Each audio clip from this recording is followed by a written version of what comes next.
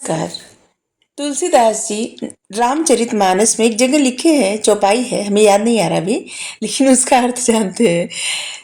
वहां पे लिखे हैं कि जब रामचंद्र जी सीता माता को देखते हैं पहली बार, तो दोनों लोग की पलक नहीं झुकती। ठीक है, एक दूसरे को एकटक निहारते हैं, एकटक देखते हैं। जबकि कोई कुछ भी एकटक देखना आसान नहीं होता, पलकें झुकी जाती हैं। तो आखिर उनकी पलक क्यों नहीं झुकी थी? आज इसी की कथा हम आपको सुनाते हैं। इक्ष्वाकु वंश में राजा हुए थे नैमिष्य। उनको निमि नाम से जाना जाता है, नैमिष्य निमि, जो कि इक्ष्वाकु के दूसरे या फिर 12वें पुत्र थे। कहीं कहीं लिखा गया है दूसरे पुत्र थे, कहीं कहीं लिखा गया है 12वें पुत्र थे। तो जो भी हो, वो राजा इक्ष्वाकु के पुत्र थे और उन्होंने एक नगर बसाया। वो बहुत प्रतापी राजा थे। नैमिष्य राजा बहुत प्रतापी थे और उन्होंने एक नगर का निर्माण किया, जो नगर गौतम ऋषि के आश्रम के समीप था। उस नगर को देवपुरी कहा जाता है और राजा नैमिष्य उस नगर का नाम रखे थे बैजंत। बैजंत नाम इसलिए रखे थे क्योंकि वो इंद्रपुरी के जैसा नगर था, इतना वैभवशाली। इंद्र के प्रसाद महल का नाम भी बैजंती है। तो उसी के आधार पे, उसी का अनुसरण करते हुए राजा नैमिष्य ने अपने नगर का नाम रखा था बैजंत। और उन्होंने एक दीर्घकाल यज्ञ कराने का सोचा। उन्होंने सोचा कि प्रजा के सुख के लिए, प्रजा को मौसम से बचाने के लिए, तब मौसम बहुत महत्व रखता था क्योंकि कृषि प्रधान देश था तब, और मौसम से ही सब कुछ होता था और सब कुछ को रोकने का और सही करने का एक ही तरीका था, यज्ञ करना। यज्ञ करने से सब कुछ सही हो जाता था और सारे कार्य सिद्ध होते थे। और वो अपने प्रजा के सुख के लिए, उनकी सुख संपन्नता के लिए, उनके अच्छे स्वास्थ्य के लिए राजा नैमिष्य एक दीर्घकालिक यज्ञ कराने का सोचे। और वो सोचे फिर निमंत्रण दे दिए, सोचे तो फिर निमंत्रण भी भिजवा दिए, सभी महर्षियों के पास निमंत्रण भिजवा दिए। और इसके बाद आए वशिष्ठ मुनि से बात करने और उनसे बोले कि आप ऋत्विक बन जाइए। यज्ञ का ऋत्विक कहा जाता है जो लोग यज्ञ कराते हैं, प्रधान मतलब जो मुखिया रहते यज्ञ कराने का, उनको ऋत्विक कहा जाता है।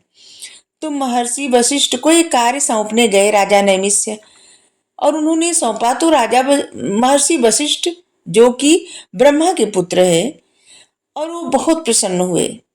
लेकिन कहे कि हम तो यज्ञ का कार्य संभालने जा रहे हैं इस समय स्वर्ग में, क्योंकि राजा इंद्र भी, देवताओं के जो राजा हैं इंद्र, वो भी यज्ञ रखे हैं और उन्होंने हमें ऋत्विक बनाया है, हमको ही सब संपन्न करवाना है, और इसलिए वहां से आने के बाद हम तुम्हारा यज्ञ संपन्न करवाएंगे।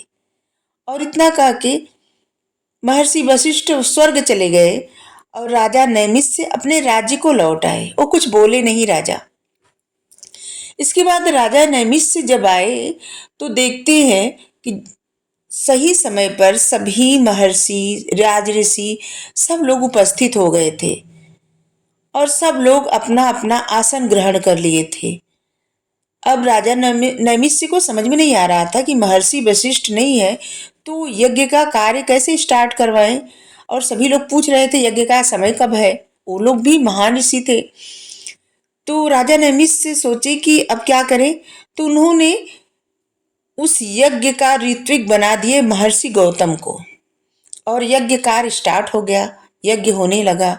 उधर महर्षि वशिष्ठ इंद्र के यज्ञ को संपन्न करवाए। या इंद्र का यज्ञ इतना बड़ा नहीं था क्योंकि राजा जो थे, राजा निमि, ये यज्ञ रखे थे दीर्घकालिक, मतलब हमेशा चलता रहे, सब बहुत समय तक। और इंद्र थोड़े समय के लिए यज्ञ रखे थे, इसलिए, और पहले स्टार्ट भी हुआ था उनका यज्ञ, तो इसलिए उनका यज्ञ पहले ही संपन्न हो गया। और जिससे महर्षि वशिष्ठ जल्दी से वहां से फ्री हो गए और वो प्रसन्न होके आए धरती पे। और उनको बहुत प्रसन्नता थी कि वो राजा नैमिष्य का यज्ञ का कार्य पूरा करवाएंगे, क्योंकि वो ऋत्विक है, उनको ही जिम्मेदारी मिली है और वो अपनी जिम्मेदारी का सही से निर्वहन करेंगे। इस सोचते हुए प्रसन्नता के साथ वो आए। जब नगर में पहुंचे थे, उनको बहुत अच्छी सुगंध आ रही थी, ऐसे लग रहा था यज्ञ हो रहा है। और ये देख के, समझ के कि यज्ञ हो रहा है, महर्षि वशिष्ठ को बहुत क्रोध आया कि ऐसा राजा जो इंतजार भी नहीं कर सका, थोड़ी समय भी इंतजार नहीं कर सका। और वो राजा नैमिष्य से मिलने पहुंचे।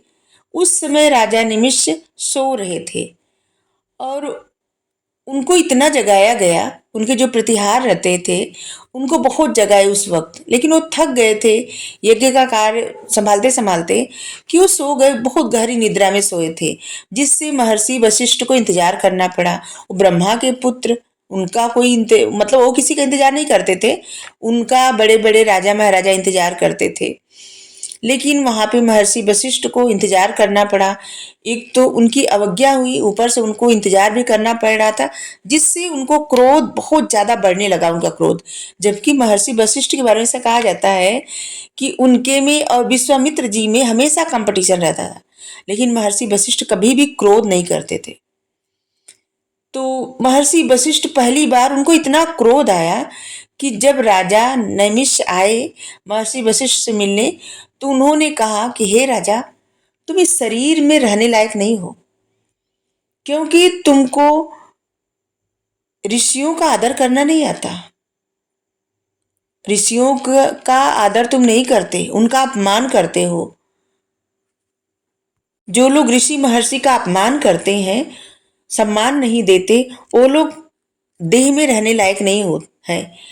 और इसीलिए वशिष्ठ जी राजा नैमिष्य को श्राप दे दिए कि तुम्हारी ये देह गल जाएगी, क्योंकि तुम इसमें रहने लायक नहीं हो। और जिससे राजा नैमिष्य को भी बहुत क्रोध आ गया महर्षि वशिष्ठ की बात सुन के। वो अपना बताना चाहते थे, वो चाहते थे कि वशिष्ठ जी उनसे पूछें कि आपने क्यों ऐसा किया, प्रधान महर्षि क्यों बनाए आप गौतम जी को, उनका इंतजार क्यों नहीं किए। लेकिन उन्होंने कुछ नहीं पूछा और उन्होंने श्राप दे दिया, जबकि वो मन में सोच रखे थे अपनी बातें बताने को, और वो बताना चाहते थे कि किस तरह से उन्होंने इंतजार किया था, और वो अपने प्रजा की संपन्नता के बारे में भी बताना चाहते थे, और सब बातें उनको बताना चाहते थे। और ये भी बताना चाहते थे कि आप स्वर्ग लोक में जितने समय तक यज्ञ करवा के पृथ्वी पर आए, तब तक पृथ्वी पर कई काल बीत चुके हैं, और सभी ऋषि महर्षि आके कितना इंतजार करते, उनके समय का भी तो कद्र करना चाहिए था। और इसलिए उन्होंने यज्ञ कार्य स्टार्ट करवा दिया था।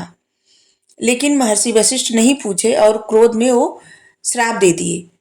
जबकि महाराजा जो थे निमि, वो भी कम नहीं थे, वो महाराज मनु के पौत्र थे।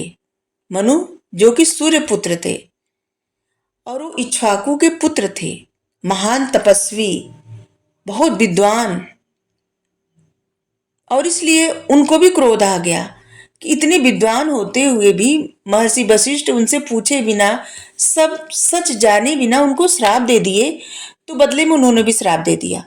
वो बोले कि जो गति मेरी होगी, मेरी देह की होगी, वही गति आपके देह की भी होगी। और उसी वक्त महर्षि वशिष्ठ की देह भी गल गई और राजा नैमिष्य की देह भी गल गई। अब यज्ञ करवाने वाले महर्षि ऋषि को बहुत चिंता होने लगी कि राजा ही नहीं है तो फिर कैसे यज्ञ हो सकता है, क्योंकि सब कुछ वही देखते थे, राजा जो खर्च आता था वही देखते थे। लेकिन जो ऋषि महर्षि आए हुए थे, जो भी लोग मेहमान आए थे, वो देखे कि राजा कितने अच्छे हैं और वो प्रजा के सुख के लिए सब कर रहे थे, और इसलिए उन्होंने यज्ञ का कार्यभार खुद ले लिया। और वो लोग अपने मतलब सब कुछ चीज का निर्वहन वही लोग करने लगे। लेकिन राजा का कोई वंशज नहीं था, और जिसकी वजह से उन लोगों को बहुत फिक्र होने लगी कि जिस देश में राजा नहीं रहता, उस देश में दुश्मन तुरंत कब्जा कर लेते हैं, और इसलिए राजा नैमिष के शरीर का जो भी भाग बचा था वो लोग मथे, और जिससे उनकी आत्मा निकली राजा नैमिष की, और उनको पुनर्जीवन देना चाहते थे महर्षि लोग। ये लोग चाहते थे कि आशीर्वाद दें और उनको जीवन मिल सकता था, लेकिन वो मना कर दिए कि उनको जीवन नहीं चाहिए, देह नहीं चाहिए। और लेकिन उन्होंने एक मतलब वरदान मांगे। वो वरदान ये मांगे थे कि वो सबके पलकों में रहना चाहते हैं, पलकों पर बैठना चाहते हैं, सबको देखना चाहते हैं। और उन्हीं के भार से वो सबके पलकों पर बैठे हुए हैं, उन्हीं के भार से पलक झुक जाती है। तो हर थोड़ी देर बाद पलक झुक जाती है। और सीता माता की पलक क्यों नहीं झुकी जब रामचंद्र जी को देख रही थी? रामचंद्र जी की पलक क्यों नहीं झुकी, सीता माता की पलक क्यों नहीं झुकी? क्योंकि उन्हीं के वंशज तो जनक हैं।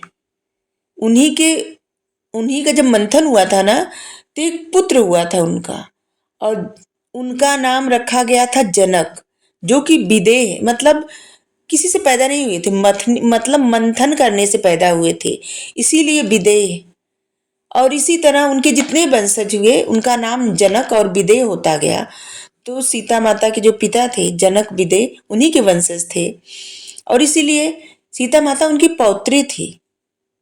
और वो अपनी पौत्री को कैसे देखते कि मतलब किसी से प्रेम की नज़र से देख रही हैं, और इसलिए वो पहले ही वहां से उनके पलकों से चले गए थे, दोनों लोग के पलकों से चले गए थे। और इस तरह राजा नैमिष का जहाँ मंथन हुआ था वही जनक नगरी है। जिस जगह पे मंथन हुआ था वहीं पे उनका पुत्र जो उत्पन्न हुआ था उसमें से वही जनक हुए, और उन्हीं को विदेह मतलब बिना देह से पैदा हुए थे, विदेह कहा गया। और उन्हीं के वंशज जितने हुए सब जनक और विदेह हुए। लेकिन जो महर्षि वशिष्ठ थे उनकी आत्मा चली गई ब्रह्मा जी के पास, और फिर वशिष्ठ जी एक अप्सरा के गर्भ से पैदा हुए। गर्भ से नहीं, मतलब एक अप्सरा से पैदा हुए। दो ऋषि साथ में पैदा हुए, जो कि एक कुंड था, और उसी कुंड से उत्पन्न हुए।